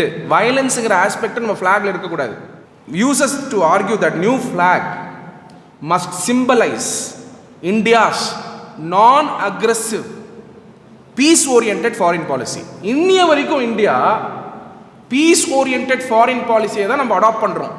Ukraine, Russia, பாரத பிரதமர் நரேந்திர மோடி அவர்களுடைய அணுகுமுறை எப்படி இருந்ததுன்னு பாருங்கள். ஒரு ட்ரெயினில் போய் பேசுகிறாருல்ல, பார்த்துருப்பீங்க. ஸோ ஃபாரின் பாலிசி ஆஸ்பெக்ட் பொறுத்த வரைக்கும் என்றைக்குமே நம்ம நான் அக்ரெசிவ் பாலிசி நம்ம எடுத்திருக்கோம். இப்போன்னு இல்லை, ஈவன் நேரு அவர்கள் காலத்தில் கூட நான் அக்ரெசிவ் பாலிசி நம்ம எடுத்திருப்போம். ஸோ நீங்கள் இந்த ஃப்ரேம் ஒர்க்கை புரிஞ்சுக்கிறதுக்கு இதை புரிஞ்சுக்கணும். ஃப்ளாக்ல இந்த டிஸ்கஷன் நடந்திருக்கு. இது கான்ஸ்டிடியூஷனல் லிங்க் நம்ம பண்ணணும். இதை கான்ஸ்டிடியூஷனல் லிங்க் எப்படி பண்ணுவீங்கன்னா, ஆர்டிகல் 51 வந்து directive principles on international peace and friendly ரிலேஷன்ஸ்னு இருக்கு. Directive principles of state policy. Directive principles of state policy நம்ம என்ஃபோர்ஸ் பண்ண முடியாது கோர்ட்டில். அது ஒரு கைட்லைன்ஸ் தான். ஓவர் பீரியட் ஆஃப் டைம் நம்ம ஸ்டேட் வந்து அதுக்கான முயற்சிகள் எடுக்கணும். ஒன்று அதை ஃபண்டமெண்டல் ரைட்ஸில் புஷ் பண்ணுறதோ இல்லை வேற ஏதாவது கான்ஸ்டியூஷனல் ரைட்டாக அதை கொடுக்கறதுக்கோ முயற்சிகள் ஸ்டேட்டு எடுக்கணும். அதுக்காக நம்ம இதை புரிஞ்சுக்கணும். ஆர்டிகல் 51 இது இன்வோக் ஆயிருக்கு. ரெண்டாவது, மைனாரிட்டி ரைட்ஸ் அண்ட் ஈக்குவாலிட்டி. அப்புறம் எஸ்சி எஸ்டி அவங்களுக்கு வந்து எப்படி வந்து என்பவர் பண்ணணும் அப்படிங்கிற மாடலை 28 August 1947 advisory committee on minorities and reservation representation from west பெங்கால்லேருந்து வரும்பொழுது உபேந்திரநாத் பர்மன் அப்படிங்கிறவர், அவர் வந்து எஸ்சி பிரிவை சார்ந்தவர். அப்போ அங்கேருந்து லீடராக வராரு. அவர் ரைட்ஸ் ஆஃப் த ஷெட்யூல் கேஸ்ட்டை வந்து டிஃபெண்ட் பண்ணும் பொழுது சுவாமி விவேகானந்தருடைய ஃபிலாசபிஸ் எல்லாத்தையும் சொல்லி டிஃபெண்ட் பண்ணுறாரு. இதை நீங்கள் எங்கே பார்க்கலான்னா 28 ஆகஸ்ட் 1947 நடந்த கான்ஸ்டியூஷன் அசெம்பிளி டிபேட்டில் நீங்கள் இதை பார்க்கலாம். இந்த ரெஃபரன்சஸ் உபேந்திரநாத் பர்மன். இதுக்கான கான்ஸ்டியூஷனல் லிங்க் உபேந்திரநாத் பர்மன் ஆர்கியூ பண்ணார்ல, அதோடைய கான்ஸ்டியூஷனல் அவுட் பிரேக் ரிசல்ட் எங்கே வந்துச்சுன்னா ஆர்டிக்கல் 330 to 334 அந்த டிஸ்கஷனை பேஸ் பண்ணி தான் அந்த ஆர்டிக்கல் வருது. அந்த ரிசர்வேஷன்ஸின் லெஜிஸ்லேச்சர்ஸில் வந்து எப்படி கொடுக்கணுங்கிறத வந்து நம்ம அங்கே ரிசர்வேஷன் ஆஸ்பெக்ட் ஃபுல்லாகவே அதில் கவர் ஆகிருக்கு. இப்போ ரீசெண்டாக சுப்ரீம் கோர்ட் ஜட்மெண்ட் வந்து பாஸ் பண்ணியிருக்காங்க. இன்டர்னல் ரிசர்வேஷன் எப்படி கொடுக்கணும், எப்படி பண்ணணுன்றதுக்கான இப்போ அடுத்த பரிமாணத்தை நோக்கி போயிட்டு இருக்கு. ஸோ இந்த ஆஸ்பெக்ட் நீங்கள் புரிஞ்சுக்கணுன்னா சுவாமி விவேகானந்தரோட ஃபிலாசபியில் வந்த ஆர்டிகல் 334 நீங்கள் பார்க்கணும். Adding to that article 15 and 16 இந்த மாதிரி தான் நீங்கள் விவேகானந்தருடைய ஆஸ்பெக்ட் பார்க்கணும். அடுத்தது international peace and mission of India. அதை பற்றி பார்க்கும்பொழுது ப்ரொஃபஸர் BH பர்டேக்கர் கோலாப்பூர் பாம்பே ஸ்டேட்லேருந்து வந்திருக்கார். சரி, இது எதுக்காக சொல்கிறேன்னா பெங்காலில் வந்தவர், சென்ட்ரல் இந்தியாவில் வந்தவங்க, சவுத்துலேருந்து வந்தவங்க எப்படி வந்து விவேகானந்தரை கோட் பண்ணி ரெஃபரன்ஸோட பேசியிருக்காங்கன்றதுக்காக. இது பார்க்கும் பொழுது ஆர்டிகல் 51 கால்ஸ் ஸ்பிரிச்சுவல் ஹெரிட்டேஜை பற்றி அங்கே ஆர்கியூ பண்ணும் பொழுது ராம் தீர்த் அவர்களுடைய கொள்கைகள், நம்மளுக்கு ராம் தீர்த் அவர்களை பற்றி தெரியும், கண்டிப்பாக தெரிஞ்சிருக்கும். நம்மளுடைய மீட்டிங்ஸில் வந்து பேசியிருப்பாங்க. ராம் தீர்த் அவர்களுடைய கொள்கைகளும் விவேகானந்தருடைய கொள்கைகளும் டகோருடைய கொள்கைகளும் மிக்ஸ் பண்ணி பேசியிருக்காரு. அதில் அந்த ஃபிலாசபியை அதை பேஸ் பண்ணி ஆர்டிகல் 51 வந்து வருது. அந்த மாதிரி நீங்கள் ஒரு ஆஸ்பெக்ட்டுமே கான்ஸ்டியூஷன் லிங்க் கூட பார்க்கும் பொழுது நேஷ்னல் லாங்குவேஜ் டிபேட் நடக்குது. எது வந்து நேஷ்னல் லாங்குவேஜாக இருக்கணும் அப்படிங்கிற டிபேட் நடக்குது. அந்த நேஷ்னல் லாங்குவேஜ் டிபேட் இப்போ பார்த்தீங்கன்னா 12th and 13th செப்டம்பர் 1949 அன்றைக்கி ஒரு டிபேட் நடக்குது. 1949 12th செப்டம்பர் 1949 அந்த டிபேட்டில் கொலதர் சலேஹா அப்படிங்கிறவர் வந்து அஸ்ஸாம்லேருந்து வந்திருக்காரு. அவர் விவேகானந்தரை கோட் பண்ணி பேசியிருக்கார். அவர் எப்படி பேசியிருக்காருன்னா ஃபிலாசபி ஆஃப் சன்ஸ்கிரிட் லாங்குவேஜ் வந்து எப்படி இன்வோக் பண்ணணும். நீங்கள் பார்த்தீங்கன்னா ஐஐடியாக இருக்கும், ஐஏஎம்மாக இருக்கும். அதோட டேக்லைன் பார்த்தீங்கன்னா உங்களுக்கு சன்ஸ்கிரிட் ஸ்லோகமாக இருக்கும், பார்த்துருப்பீங்க எல்லா இடத்துலையுமே. Institute of chartered accountants of India அங்கே வந்து பார்த்தீங்கன்னா ஒரு சன்ஸ்கிரிட் ஸ்லோகம் இருக்கும். இந்த மாதிரி விஷயங்கள் வரணும் அப்படிங்கிறத வந்து அஸ்ஸாம்லேருந்து வந்திருக்கவர் வந்து விவேகானந்தரை கோட் பண்ணி கொண்டு வந்திருக்காரு. அது சொல்லும்போது சொல்கிறாரு, விவேகானந்தர் அவர்கள் வந்து இங்கே கும்பகோணத்தில் வரும்பொழுது அரைஸ் அவேக் ஸ்டாப் நாட் இந்த கோல் இஸ் ரீச்ட் அப்படிங்கிறத கும்பகோணத்தில் தான் முழக்கமிட்டிருந்தார். அந்த ஆஸ்பெக்டை வந்து அவர் ரெஃபர் பண்ணி அந்த மாதிரி வந்து வேர்ட்ஸ் வந்து வரணும் அப்படிங்கிறத கான்ஸ்டியூஷன் அசெம்பிளியில் டிபேட் பண்ணியிருக்கார். இது வந்து இந்தியாவோட கான்ஸ்டியூஷன்.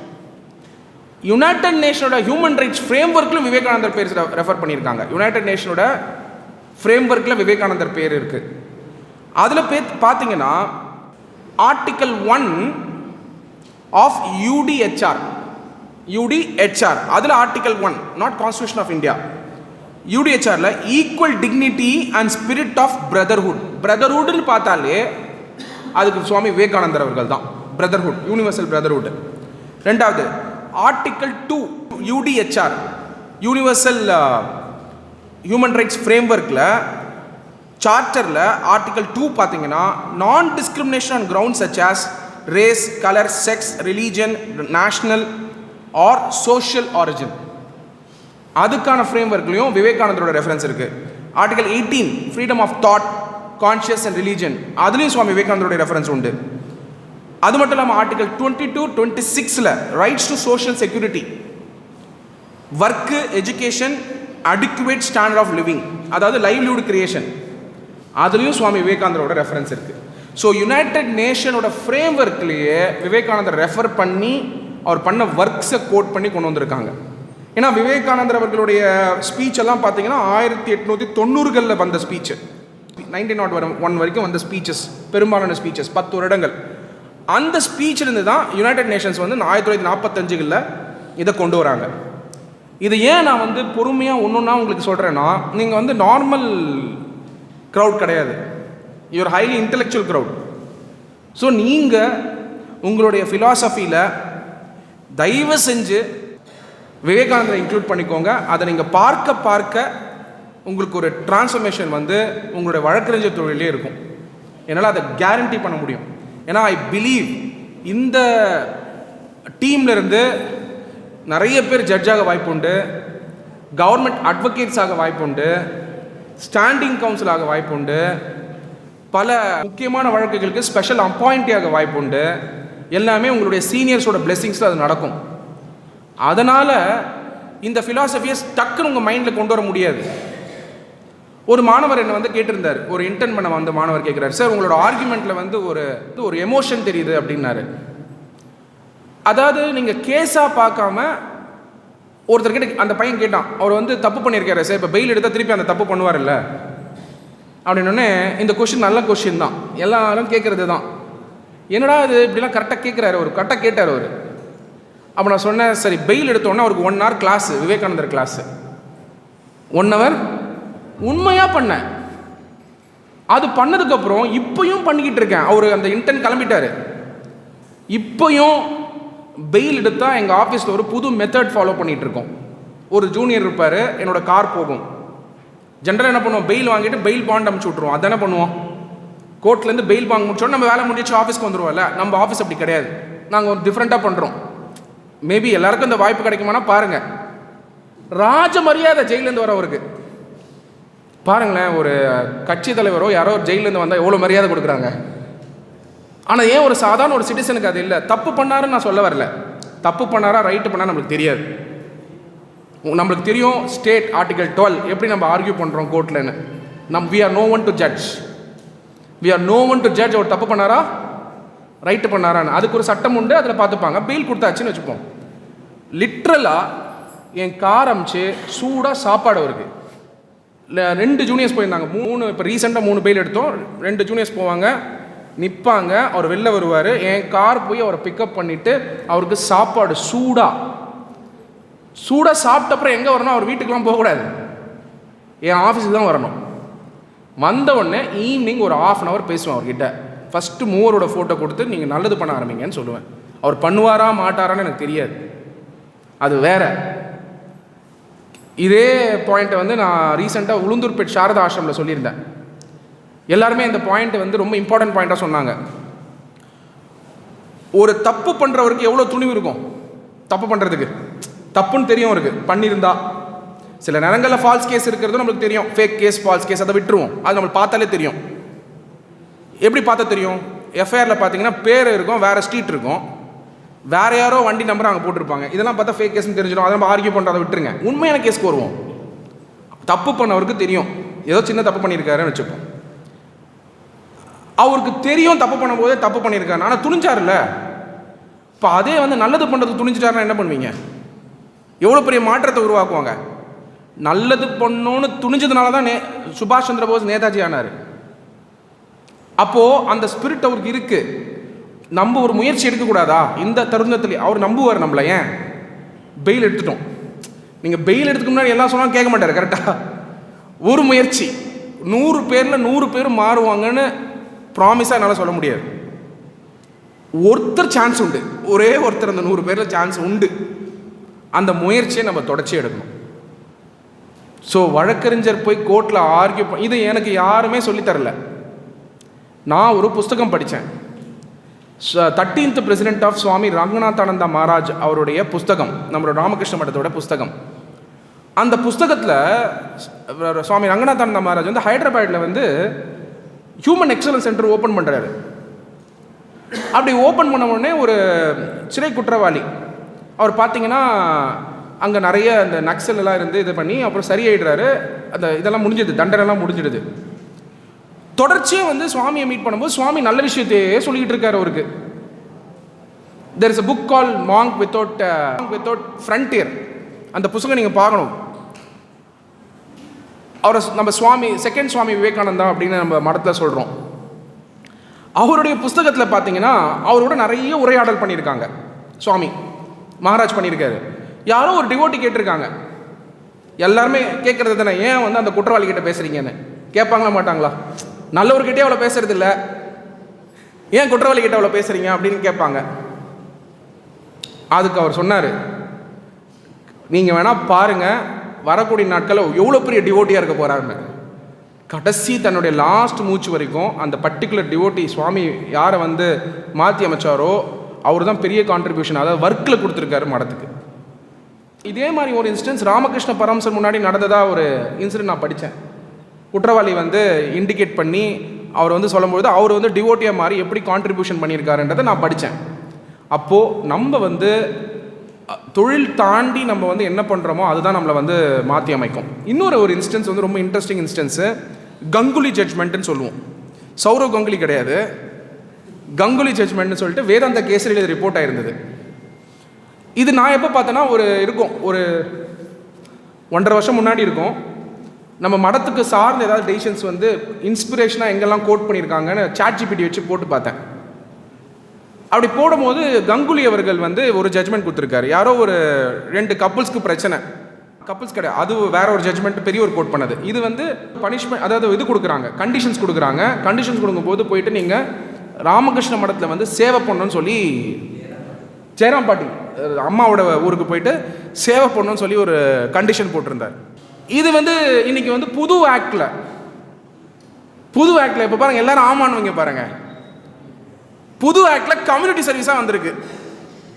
பிஎன்எஸ்ல பாரதிய நியாய சன்னிதானம் வந்து புது ப்ரொவிஷனாக வந்திருக்கு, கம்யூனிட்டி சர்வீஸு. இப்போ அந்த கம்யூனிட்டி சர்வீஸை எப்படி இன்வோக் பண்ணுறதுன்றதுக்கு இடத்துல போயிட்டு அந்த ஜெயராம் பாடியில் போய் ரெஃபரன்ஸ் பண்ண தான் நம்ம சொல்ல முடியும். அதுக்கு தான் ரிசர்ச் பண்ணேன். இந்த மாதிரி பல ஜட்ஜ்மெண்ட்ஸை உண்மையாலே வேல்யூ இன் ஆக்ஷன் வந்து கோர்ட்டில் கொண்டு வர முடியும். நீங்கள் நாளைக்கு வந்து பெரிய பெரிய ஆட்கள் ஆவீங்க, எனக்கு நம்பிக்கை இருக்குது. நீங்கள் வந்து இங்கே இருக்கக்கூடிய யங்ஸ்டர்ஸை வழி நடத்துறதுக்கு தான் சீனியர்ஸ் உங்களை கூட்டிகிட்டு வந்திருக்காங்க. இந்த ப்ரோக்ராம் வந்து சீனியர்ஸ்க்கு மட்டுமே கூட இருந்திருக்கலாமே. என்னை விட சீனியர்ஸ் எவ்வளோ பேர் இருக்காங்க, என்னை விட அதிக சப்ஜெக்ட் தெரியும் எல்லாருக்குமே. நான் அது ஸ்பெஷலைஸ்ட் ஏரியா பார்க்குறேன். ஜிஎஸ்டி, இன்கம் டேக்ஸு, பிஎம்எல்ஏ, பினாமி மேட்ரு, இந்த மாதிரி ஸ்பெஷலைஸ்ட் ஏரியா பார்க்குறேன். சிவில் சட்டங்கள்லாம் தொடர்ச்சியாக நீங்கள் வந்து டிஸ்ட்ரிக்ட் கோர்ட்டு, பை த வே நல்ல நாலேஜ் இருக்கிறதே மெஜிஸ்ட்ரேட்டு டிஸ்ட்ரிக்ட் கோர்ட்டில் ப்ராக்டிஸ் பண்ணுறவங்களுக்கு தான். இன்னைக்கு தலைமை நீதிபதி வந்து நேற்று பேசியிருந்தார். என்ன சொல்லியிருந்தார் தெரியுமா? ஃபஸ்ட்டு உங்கள் ப்ராக்டிஸ் மெஜிஸ்ட்ரேட் கோர்ட்டில் ஆரம்பிங்க, அப்புறம் டிஸ்ட்ரிக்ட்டு, அப்புறம் ஹைகோர்ட்டு, அப்புறம் சுப்ரீம் கோர்ட்டு. உண்மையாலே எனக்கு அந்த எக்ஸ்போஷர் இல்லை. அவர் சொல்லும் போது புரிஞ்சுக்கிட்டேன். மெஜிஸ்ட்ரேட் கோர்ட்டில் வந்து எப்படி காப்பி போடுறது, எப்படி தைக்கிறது, அந்த க்ரீன் கலரை தைக்கணுமா, பல பேர் பார்த்துருக்கேன், நல்ல நாலேஜ் இருக்கும், பேப்பரை பின் பண்ணி கொடுப்பாங்க.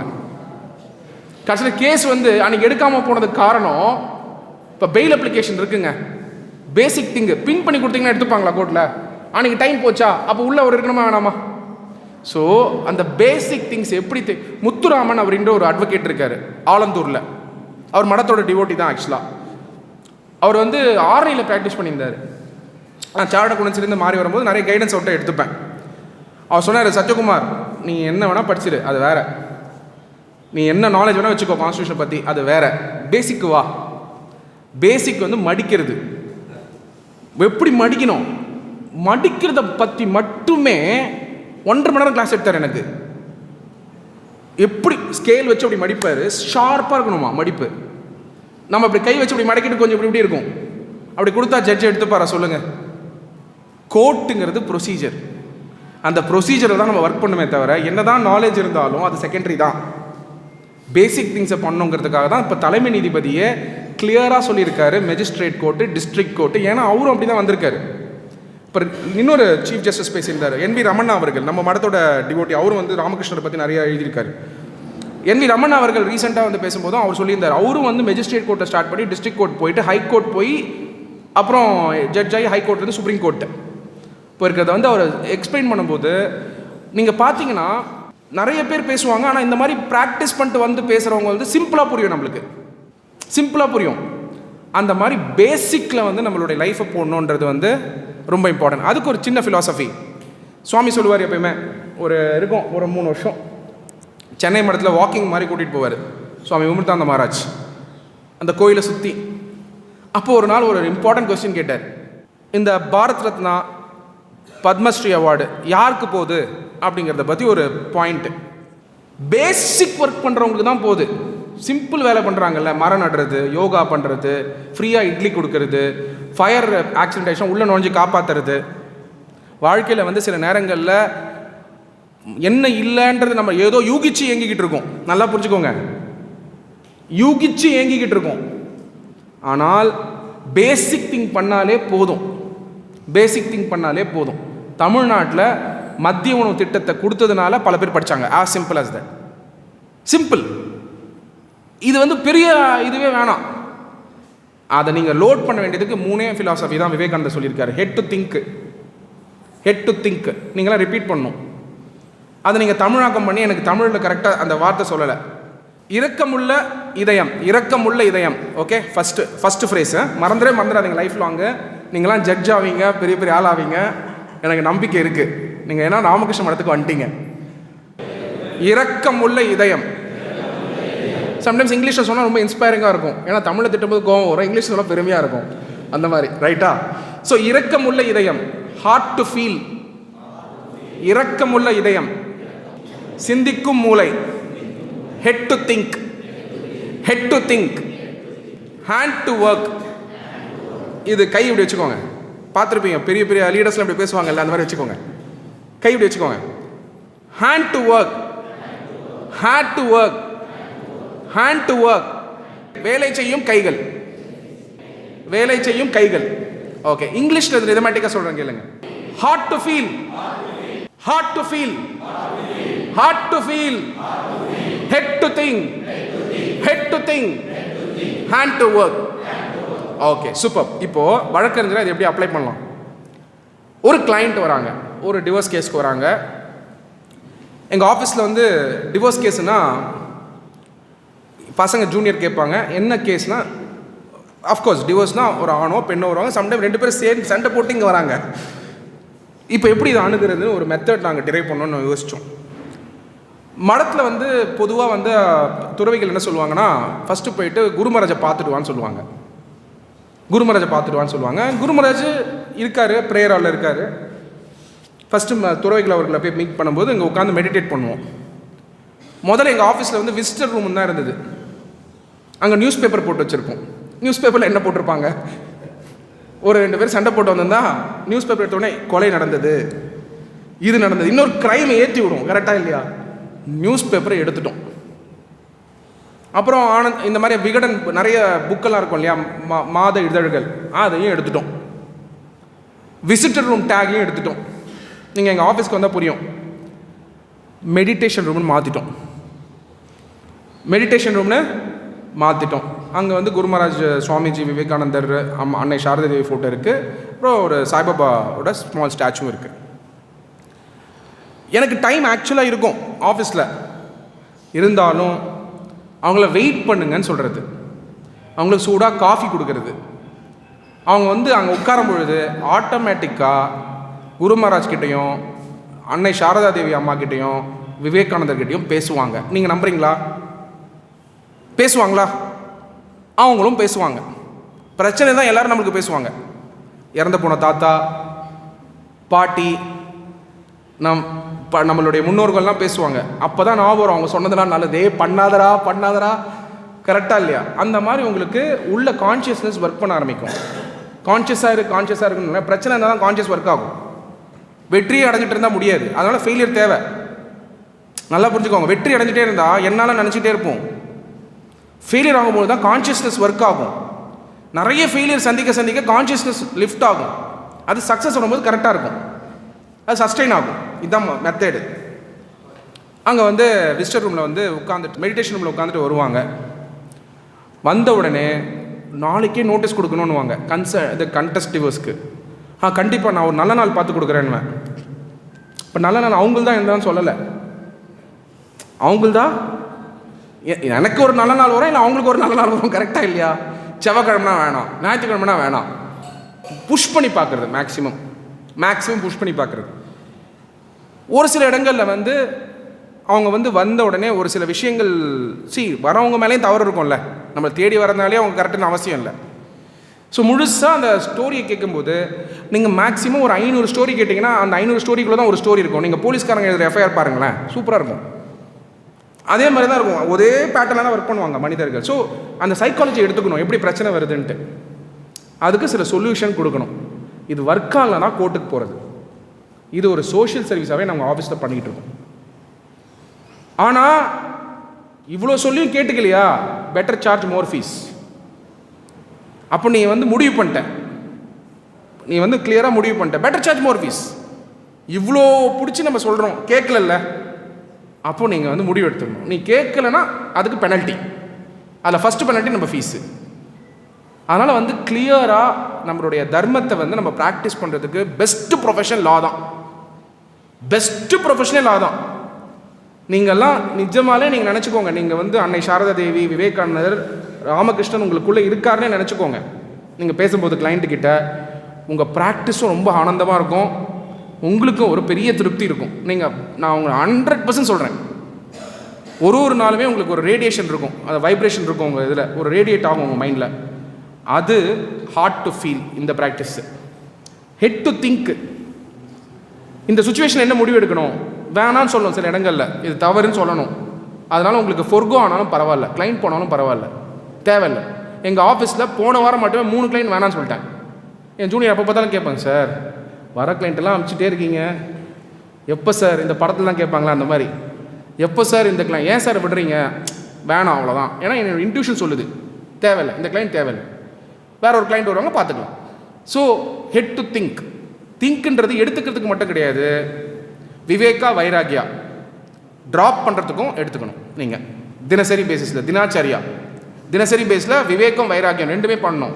வைராகியத்தை நீங்கள் ட்ராப் பண்ணணும். சில ட்ராப் பண்ணணும்னா பண்ணி தான் ஆகணும், எல்லாத்தையும் எடுத்துக்க முடியாது. ஹையர் திங்ஸை எடுத்துக்கோங்க, லோவர் திங்ஸை விட்டுருங்க. Then comes hand to work. இது சூஸ் பண்ண அப்புறம் தான் நீங்கள் ஒர்க்கே பண்ணணும், டைம் வேஸ்ட் பண்ணாதீங்க. அதனால் இந்த 3 ஆங்கிளில் உங்களால் முடிஞ்சதை உங்கள் கிராமத்துலேயோ, உங்கள் டவுன்லேயோ, மெஜிஸ்ட்ரேட்லேயோ, டிஸ்ட்ரிக்ட் கோர்ட்ஸ்லேயோ, ஹையர் கோர்ட்ஸ்லேயோ, சுப்ரீம் கோர்ட்ஸ்லையோ நீங்கள் ப்ராக்டிஸ் பண்ணும்போது இது ஒரு திங்கிங் மிஷினாக வச்சுக்கோங்க. உங்கள் மைண்டில் ஃபீலிங் மிஷினாக வச்சுக்கோங்க. அப்புறம் ஆட்டோமேட்டிக்காக ஆக்ஷன் இருக்கும். அந்த ஆக்ஷனில் கரேஜ் இருக்கணும், கன்விக்ஷன் இருக்கணும், கான்ஃபிடென்ஸ் இருக்கணும். Courage, conviction, confidence. ஒரு சில வழக்குகள் ஃபைல் பண்ணும்போது ஊரே எனக்கு அகேன்ஸ்டாக இருந்திருக்க காலம்லாம் உண்டு. ஒரே அட்வொகேட்டு அந்த பக்கம் 400, கவர்மெண்ட்டே 400 பேர் நிற்கிறாங்க. அப்படி வழக்குகளும் பண்ணியிருக்கேன் என்னோடய இண்டிவிஜுவல் கெப்பாசிட்டியில். வழக்கறிஞராக கூட கிடையாது. பப்ளிக் இன்ட்ரெஸ்ட் லிட்டிகேஷன்ஸை நீங்கள் எடுத்து பார்த்தீங்கன்னா தெரியும். ரீசெண்ட் எபிசோட்ஸு நான் சொல்கிறது செப்டம்பர் போன வருஷம். அப்படி எதிர்த்து நிற்கும் போது நம்ம பெனல்ட்டியும் வாங்குவோம், ஆனால் கேட்கணும். அந்த மாதிரி சவால்களை நான் சந்திச்சிருக்கேன். அதாவது என்னடா அது யாருமே பின்னாடி இல்லையே இந்த விஷயத்துக்கு. நான் சொல்கிறது உண்மை. ஒரு கவர்மெண்ட்டு டேட்டா இது பண்ணுறாங்க அப்படின்னு வச்சுப்போமே, ஒரு எக்ஸாம்பிள், ஒரு கான்ஸ்டியூஷனல் கொஸ்டின், அதை கேட்கலாமா வேணாமா, டேட்டா ஃபியூடிஷரி. அப்படி கேட்கும்போது நம்மளை புரிஞ்சிக்கலையே சுற்றி இருக்கவங்க அப்படிங்கிற எண்ணமும் இருக்கும். ஆனால் நீங்கள் எந்திரிச்சு நிற்கணும். அதுக்கு தான் பிளாக் கோட். இனிமேல் நீங்கள் பிளாக் கோட் போடும்போதெல்லாம் விவேகானந்தர் அவர்களை நினச்சிக்கோங்க. அவரும் ஒரு கோட் போட்டிருந்தார். அதை போட்டு தான் சிகாகோவில் போய் அட்ரஸ் பண்ணார். அந்த ஃபிலாசபியை நீங்கள் தினந்தோறும் காலிலேருந்து சாயங்காலம் வரைக்கும் ஆக்ஷனில் வச்சுக்கோங்க. Last but not the least, இங்கே இருக்கக்கூடிய பல பேர் ஃப்யூச்சரில் வந்து ஜுடிஷியரில் பெரிய இடத்துக்கு நீங்கள் போக போகிறீங்க 100%. அன்னைக்கு உங்கள் ஃபோட்டோகிராஃப் வந்து பப்ளிஷ் ஆகும் பெரிய பெரிய சேனல்ஸில், மேகசின்ஸில். உங்களுக்கு ஃப்யூச்சரில் பெரிய பெரிய அவார்ட்ஸ் கிடைக்கும். பப்ளிஷ் பண்ணும்போது நீங்கள் எதுக்காக தெரியப்பட்டீங்கன்றது ரொம்ப அவசியம். எல்லாருமே வழக்குகள் வாதாடுறோம், எல்லாருமே வந்து சப்ஜெக்டில் தான் வாதாடுறோம். எல்லாருடைய வாதங்களும் பெரிய வாதங்கள் தான். அது மெஜிஸ்ட்ரேட் கோர்ட்டாக இருந்தாலும் சரி, சுப்ரீம் கோர்ட்டாக இருந்தாலும் சரி. இன்ஃபேக்ட் மெஜிஸ்ட்ரேட் கோர்ட்டில் தான் அதிக டைமே கிடைக்கும் உங்களுக்கு வாதாடுறதுக்கு. சுப்ரீம் கோர்ட்டில் மேக்ஸிமம் 5 நிமிஷம் தான். சீனியர் அட்வொகேட்ஸ் எல்லாருமே புரிஞ்சுப்பாங்க. அப்போ 5 நிமிஷம் 10 நிமிஷம் தான் கிடைக்கும் என்ட்ரன்ட்டுக்கு இனிஷியலாக. அப்புறம் கிடைக்கும் உங்களுக்கு ஓவர் பீரியட் ஆஃப் டைம், அதுவும் தொடர்ச்சியாக அங்கே ப்ராக்டிஸ் பண்ணும்போது. அப்போது உங்களுடைய அந்த ஒரு 20 வருடங்கள் கழிச்சு உங்கள் ஃபோட்டோ வருதுன்னு வச்சுப்போம் அந்த ப்ரொஃபஷனில். அது என்னவா வரணுன்றதை இன்றைக்கி நீங்கள் முடிவு பண்ணுங்கள். இந்த ராமகிருஷ்ண மடம் தஞ்சாவூரில் முடிவு பண்ணுங்கள். பர்சனல் கோலாக ஃபிக்ஸ் பண்ணுங்கள். அதை வந்து ஃபிக்ஸ் பண்ணிவிட்டு நீங்கள் அந்த ப்ரொஃபஷனில் லீடராக வரணும் அப்படிங்கிறது என்னுடைய அன்பான வேண்டுகோள். உங்களால் எல்லோரும் முடியும். நீங்களாம் கிராமத்துலேருந்து பல டவுன்லேருந்து வரதுனால நீங்களாம் ஒரு ரோல் மாடலாக மாறினா தான் அந்த ஊரில் இருக்க பல பேர் வழக்கறிஞராக அந்த ப்ரொஃபஷன் எடுப்பாங்க. எங்கள் ஊரில் வந்து வழக்கறிஞர் படிக்க நான் சிஏ வந்து விட்டுட்டு லாக்கு வரணும்னு சொன்ன உடனே பல பேர் வேணாண்டா, நல்ல ப்ரொஃபஷன். நான் கேட்டேன், வழக்கறிஞர் என்ன பிரச்சனை, இவ்வளோ பெரிய ப்ரொஃபஷன்? இல்லை நீ அது நல்ல எனக்கு நான் தெரியும், இதை நான் நல்லா பண்ணுவேன், எனக்கு நம்பிக்கை இருக்குது, யார் என்னுடைய அட்வைஸ் எனக்கு வேணாம் அப்படின்னு நான் சொன்ன காலங்களும் உண்டு மாறி வரும்பொழுது. எதுக்காக சொல்கிறேன், நம்மளுக்கு நம்பிக்கை இருக்கணும் நம்ம ப்ரொஃபஷன் மேலே. எங்கே படித்தவங்கிறது முக்கியம் இல்லை. இன்ஃபேக்ட் கிராமத்தை சார்ந்து இருக்கக்கூடிய லா காலேஜில் படித்து வரோமே டவுன்லலாம், செங்கல்பட்டு இந்த மாதிரிலாம் படிக்கும்போது இன்ஃபேக்ட் நிறைய விஷயம் நம்மளுக்கு தெரியும். ப்ராப்ளம்ஸ் ஃபஸ்ட்டு தெரியணும், மக்களோட ப்ராப்ளம். அது யாருக்கு தெரியும்னு நினைக்கிறீங்க? சிட்டியில் இருக்க பசங்களுக்கு தெரியும்னு நினைக்கிறீங்களா? தெரிய வாய்ப்பு உண்டு. ஆனால் உண்மையான ப்ராப்ளம் யாருக்கு தெரியும்னா கிராமப்புறத்துலேருந்தும் டவுன்லேருந்து வரக்கூடிய யங் அட்வொகேட்ஸ் உங்களை மாதிரி இருக்கவங்களுக்கு தான் தெரியும். அதுக்கு இங்கிலீஷ் லாங்குவேஜ் ஒரு பெரிய தடை இல்லை. ஏன்னா அதை பற்றி கேட்குறாங்க யங்ஸ்டர்ஸ் வந்து. நான் தொடர்ச்சியாக கோர்ட்டுக்கு போகும்போது அதை பற்றி கேட்குறாங்க. English language is not a problem, grammatical mistakes R not a issue. Start பண்ணுங்கள், ஆர்கியூ பண்ண ஸ்டார்ட் பண்ணுங்கள். இங்கே மட்டும் இல்லை, சுப்ரீம் கோர்ட்டே நீங்கள் பண்ணலாம். இங்கேருந்து நீங்கள் ஏஓஆரை வச்சுக்கிட்டு ஃபைல் பண்ண முடியும். உங்கள் சீனியர்ஸோட கைடன்ஸ் எடுத்து ஃபைல் பண்ணி ஸ்டார்ட் பண்ணுங்கள். ஸோ ஹெல்ப் எடுத்துக்கோங்க. இங்கே இருக்க சீனியர்ஸ் என்கேஜ் பண்ண ஆரம்பிங்க. நம்ம சீனியர்ஸ் ஆல்சோ கேன் ஆர்கியூ தேர். அதனால் நீங்கள் வந்து இந்த ஒரு காம்பினேஷனில் ஒர்க் பண்ணி ஃப்யூச்சரில் நிறைய சுப்ரீம் கோர்ட் அட்வொகேட்ஸ் வந்து இந்த இதிலேருந்து வரணும் அப்படிங்கிறதும் என்னுடைய அன்பான வேண்டுகோளாக வச்சுக்கிறேன். Thank you so much for this opportunity. இந்த ஃப்ரேம் ஒர்க்கை உங்களை ப்ரெசென்ட் பண்ணுறதுக்காக மகாராஜ் அவர்கள் கிளியராக சொல்லியிருந்தார், இந்த ஃப்ரேம் ஒர்க் உங்களுக்கு கொடுக்கணுன்னு யங் அட்வொகேட்ஸ்க்கு எஸ்பெஷலாக. அதை வந்து நான் டிரைவ் பண்ணி கொடுத்துருக்கேன். இதை தவிர நான் எதுவுமே செய்கிறதில்ல. நீங்கள் இப்போ என்ன கேட்டிங்கன்னா ஏதோ ஒரு வழக்கறிஞராக ப்ராக்டிஸ் பண்ணால் இதுதான் என்னோடய மெத்தட், அப்படியே கொடுத்துட்டேன் உங்களுக்கு. ஒரு சமயம் நான் சக்ஸஸ்ஃபுல்லாக இருக்கேன்னு நீங்கள் நினச்சிங்கன்னா அது காரணம் இந்த ஃப்ரேம் ஒர்க்கு தான், இந்த சோர்ஸ் தான். இந்த சோர்ஸ் வந்து நீங்களும் இதை எடுத்துக்கிட்டு வரணும்னு நான் வேண்டிக்கிறேன். ரொம்ப ரொம்ப நன்றிகள். பாரத் மாதா கி ஜெய். நீங்கள் டெஃபினட்டாக எல்லோரும் பெரிய ஆளாக வரணும்னு தான் என்னோடய வேண்டுகோள் இந்த இடத்துலேருந்து. நன்றி, தேங்க்யூ.